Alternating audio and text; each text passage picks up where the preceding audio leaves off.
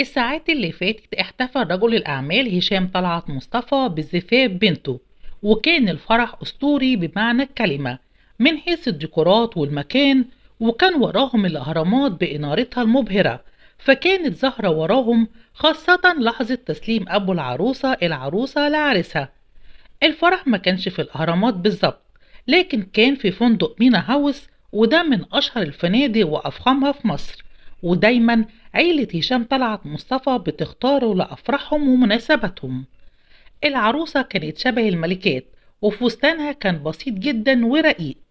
أبو العروسة كان متأثر جدا وهو إيده في إيديها، وطبعا زيه زي أي أب فرحته ما كانتش سيعاه.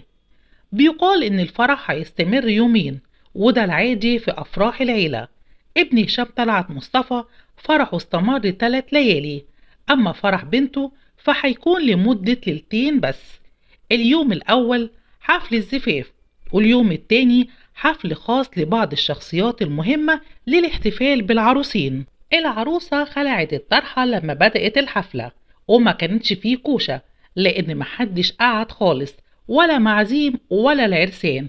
طول الفرح الكل كان بيرقص، خاصة إن الفقرات كانت كتير والمطربين أبدعوا. عمرو دياب وراغب علامة غنوا لأول مرة دويتو مع بعض، وكانت فقرة مبهرة. بس في أغنية من الأغاني البعض يلاحظ إنهم في المايك زي ما يكونوا بيتخانقوا على الأغنية، لكن اللي حصل إن راغب علامة كان بيقول في المايك لعمرو دياب: انت هتغني مغرم يا ليل، وانا هغني نور العين. وكانوا بيهزروا سوا ويضحكوا كمان. البعض استغرب ان عمرو دياب تراجع عن اعتزاله الغناء في الافراح، خاصة ان في اخر فرح غنى فيه اعلن انه اعتزل الغناء في الافراح.